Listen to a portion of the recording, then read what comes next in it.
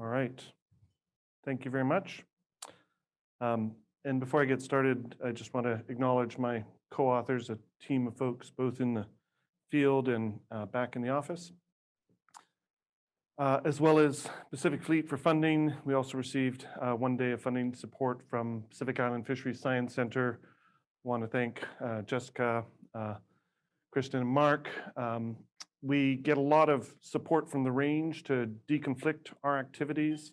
And that really comes down from the top, just in terms of the support of folks trying to allow us to cut out little parts of the range to work on. This work is done in conjunction with acoustic support, so I want to thank here in the room, Liz, and a lot of other people, a lot of logistics and sighting report. We do things a little bit differently in Hawaii in terms of volunteers. On Kaua'i, the Navy has a bit of a PR problem, I guess is one way to put it. There's a lot of skepticism of what they're doing on the island. And so we put a lot of effort into taking folks out from the local community. We take out folks from PMRF, about 6 different people on the list. This is just from our August 2021 project. Work on PMRF, folks from the state, folks from NOAA, folks from the research and conservation community. So that's been a big help for us on the water, and I think a good way to demonstrate to them what the Navy is supporting on island. A quick summary of our prior work off of Kauai and Niihau. We've worked there previously in 12 different years. 1,300 hours, 23,000 kilometers of effort. If you compared the number of sightings we have to Amy's last presentation, we have far fewer sightings with more effort, and that really reflects that it's a low productivity area, low density of animals, but we have over 600 sightings of odontocetes, 14 different species. We also have long-term photo identification catalogs of 16 different species throughout all the main Hawaiian Islands, and that also benefits from community science contributions. Prior to 2021, we deployed 82 satellite tags on 8 different species off of Kauai and Niihau and collected almost 400 biopsy samples. Now, our primary goals are to tag animals prior to submarine command courses to be able to do exposure response analyses. The link in the top right is to our most recent report with Liz and Steve and others that summarizes a number of years worth of tag data and exposure and response. We're also still obtaining information on spatial use, baseline diving behavior for some species, and information that can feed into abundance estimates. As I've mentioned before, the problem with working off Kauai is very strong winds and a very small lee combined with that low density. So our approach to try to get around this includes a couple different things. We leave prior to sunrise to take advantage of the calmer winds first thing in the morning. We work with multiple species. We work on the range when the acoustic folks are telling us that there are priority species on the range, and we work off the range in the areas where we think the sea conditions are going to be best for sighting high priority species otherwise. And we're also, over the long term, cultivating this network of local tour operators. And our August 2021 effort was nice because it benefited from all 3 of those types of sightings. So we had 13 field days funded last year by PAC Fleet and added an additional day from a grant from the Science Center. We haven't received any funding yet for any photo ID analyses or tag data analyses. So mainly what I'm going to be showing you are some basic maps of movements and how the animals overlap with both the range and a little bit of when the submarine command course was going to be happening. We're primarily using the Splash 10F tags with GPS data for higher priority species, and then we also have some older tags that we're using on lower priority species and benefiting from the presence of moats both on Kauai and on Niihau that the Navy has put in, and we take out a goniometer on board to try to intercept some of those data streams when we're around animals that we've tagged on previous days. As is usually the case, we do have some access limitations. There are 3 of our 14 days when there were live fire exercises, but we put in over 1,200 kilometers of search effort and 82 hours, had 35 encounters with 9 different species, including this Hawaiian monk seal, with locations shown on the map. We rarely, if ever, see monk seals at sea in the area. In addition to the other data streams, we did collect 4 genetic samples this trip, one from a Blainville's beaked whale, 1 melon-headed whale, and 2 false killer whales, and deployed 14 satellite tags, getting data back from 13 of the 14. Rough-toothed dolphins, as I usually start with rough-toothed dolphins in these presentations, are the most frequently encountered species of cetacean off of Kaua'i. 1/3 of our sightings on this most recent trip. They're a low priority species for the Navy, so we don't spend a lot of time with them, but still took over 8,000 photos for ID purposes. The last abundance estimate for rough-toothed dolphins from this area was published in 2008 using data just through 2006. So an updated abundance estimate is a little bit overdue. We deployed 1 spot 6 tag and 1 splash 10 tag. On the left is a map and the dive data from the splash tag. This animal was tagged prior to phase A of the submarine command course and remained generally in the vicinity of PMRF, which is shown in the red boundary throughout the entire time of the SCC and afterwards. And we had a fairly complete record of dive data over that period as well. Now, I mentioned that rough-toothed dolphins haven't been one of the species that has been a priority for the Navy, but if you haven't read the Miller et al. Paper that came out just a couple weeks ago, I think it's worth revisiting that.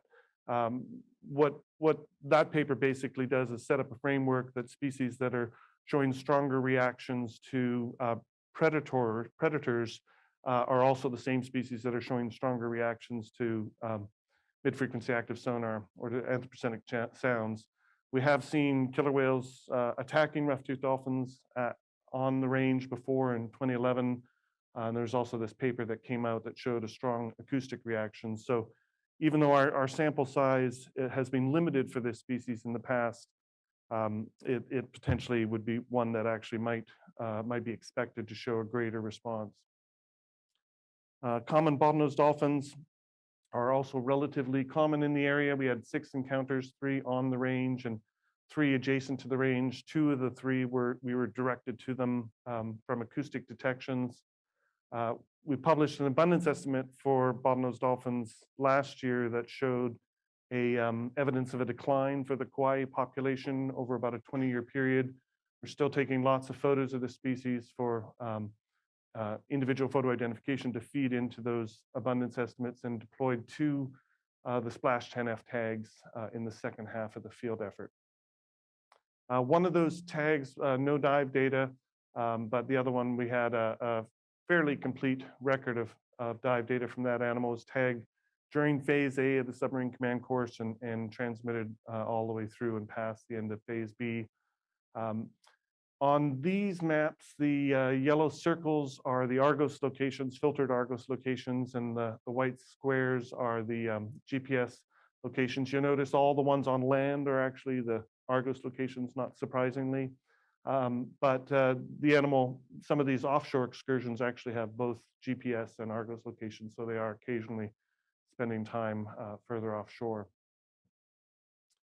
Now, short-fin pilot whales, and this emphasizes both the value of searching off the range when there's nothing good detected on the range. We had 4 encounters off the range, one of which was reported by a local tour operator. Took over 6,000 photos of these individuals and deployed 3 of the Splash 10F satellite tags. Got good data from all 3 individuals.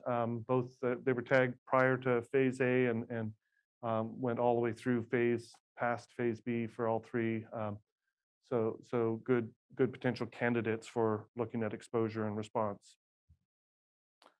Melon-headed whales, by contrast, all of our 4 of our 5 encounters with melon-headed whales were on the range, and all 4 of those were ones that we were cued into from the acoustic folks. Very large groups of melon-headed whales. We do take photos and have an old photo identification catalog that Jess set up many, many years ago as part of her master's. But we're not currently updating that catalog, although we've submitted melon-headed whale photos to the new CAGO competition that I think was mentioned a couple days ago in the hopes of having the automated method. You get 11,000 photos from a few encounters. It becomes very difficult to match those in any meaningful way when they're such large groups. 4 Splash 10F tags deployed on melon-headed whales, one of which just appeared to fail on impact. I put up maps of two of the 3 other individuals. There's a couple days of overlap between these, and this basically shows that we had 2 completely different groups of melon-headed whales in the area at the time. They were both tagged on the range, but by the time the second group was encountered, the first group was well over to the west. So this second group, shown on the right, basically stayed on and around the range for the entire time. It was tagged right at the start of phase A and have a really good record of dive data and location data through the end of phase B. I will mention that this, with the dive data from 3 different melon-headed whales, it's a pretty substantial increase in what we know about diving behavior of melon-headed whales in Hawaii. Previously, we had included data from 3 individuals in this publication by Christy West and others.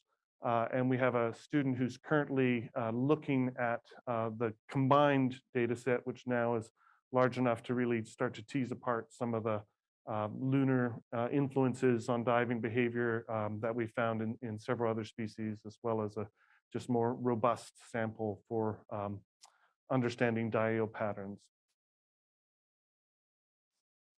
Spinner dolphins are a species that we don't work with very much. We just had 3 sightings, and we typically don't spend much time with them. They're low priority species, but we do take some photos and able to document unusual wounds and build up a sample in case someone ever gets around to continuing doing spinner dolphin photo ID work off of Kaua'i. We had a new species for Kaua'i, both in our work and as far as I know, in general, our first ever sighting of a group of Fraser's dolphins off of Kaua'i or Niihau, and actually only our 7th sighting of this species in over 3,600 Adonisite sightings in Hawaii over a 22-year period. They were picked up just south of the range, but we had been with a group of melon-headed whales that we were working on tagging for a couple hours, and I suspect that we first got the melon-headed whales on the range and had followed them south, and I suspect the Fraser's dolphins were there the whole time, just on the periphery of the group. They are a very, very difficult species to get close to, so even though we attempted to get close enough to tag, they're not particularly friendly towards boats. False killer whales, we had an encounter on one morning well before sunrise. It's actually our 2nd earliest sighting ever in our 22 years of working in Hawaii. The initial photos were very, very dark. Had to remind everyone to up their ISO to like 36,000 just to get photos in the dark. But we were able to follow the group, fortunately, for 30 kilometers as they traveled to the east and got lots of photos, collected 2 biopsy samples. There's always uncertainty. False killer whales are one of those species where you can determine population identity from a single biopsy sample, whether it's a pelagic group or an insular group. So biopsy sampling is a little bit more of a priority with them, especially if you can't get tags on. We were able to get one of the Splash 10F tags, which is only the 9th false killer whale that we've ever been able to get dive data from. So it's a nice increase. The tagged individual is from the endangered main Hawaiian Island population. This is a social network from this population. These clusters are equivalent to killer whale pods, and the tagged individual is from cluster 5, which is a group that we have a relatively small sample of tag data from. This was the first time cluster 5's ever been documented off of Kaua'i or Niihau. The map here shows, on the left, shows our prior satellite tag data and the data from this particular individual in a density analysis that shows where this particular social cluster spends the majority of their time. And you can see that red area is basically an area where it's very difficult to work in. There's very few boats, which is one of the reasons why our sample size with cluster 5 is relatively small. I will also note the map on the upper right. This was updated through the end of last year. We actually tagged a couple cluster 3 individuals off of Kona last fall. Last year was the first year we've ever had those cluster 3 individuals make it all the way over to Kaua'i or Niihau as well.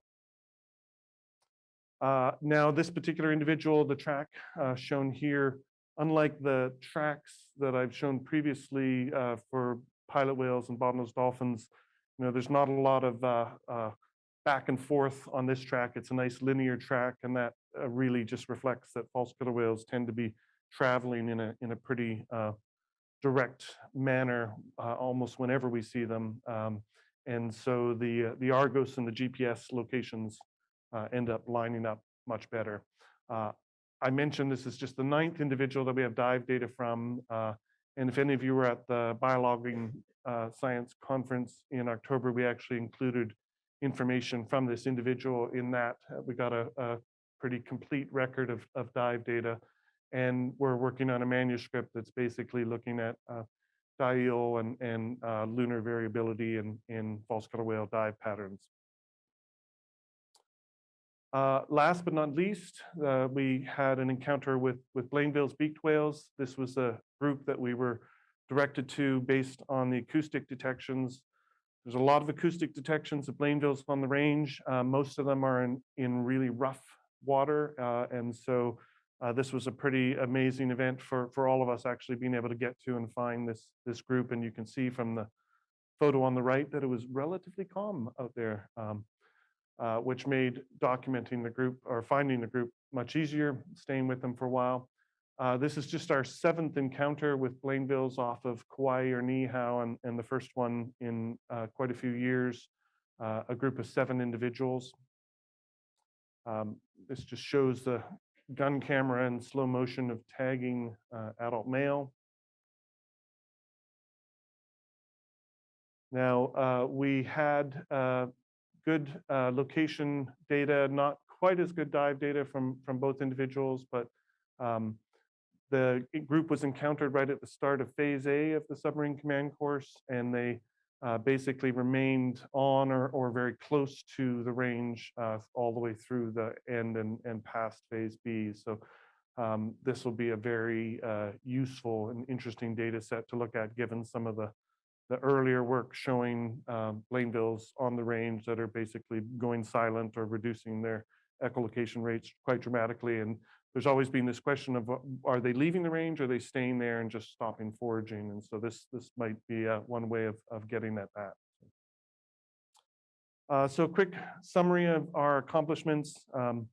Data from 13 satellite tags, 11 with GPS locations and 11 with dive data. Temporal overlap with at least phase A for all of those tags, and for phase B with 11 of the 13 tags. And as I mentioned, the data contributions from a couple species to some species-specific analyses. Next steps are really pending funding, but a lot of photos to match to our catalogs, look at sighting histories, population identity, and the previous tagging or biopsy history, so we'd get information potentially on sex for those that have been previously biopsied. And then basically looking at tag data, both location data and dive data to assess exposure and response. So I think that's it. And happy to answer questions if there's any. Thanks, Robin. That's really awesome. That's good. And I really appreciate, me personally, the kind of effort you put into the not PR, but working with the local folks and taking them out. I mean, I think that hopefully goes a long way to people getting to see, like you said, the investments the Navy's making in this sort of stuff, and not just the training, military part of it. So I mean, that's cool. Yeah, one of the people who came out with us was actually her first day on the job at PMRF. She was hired as a public relations person. So she had no idea what she was getting into, but they sent her out on the boat, and she ended up writing an article for the local PMRF monthly magazine. So. Excellent.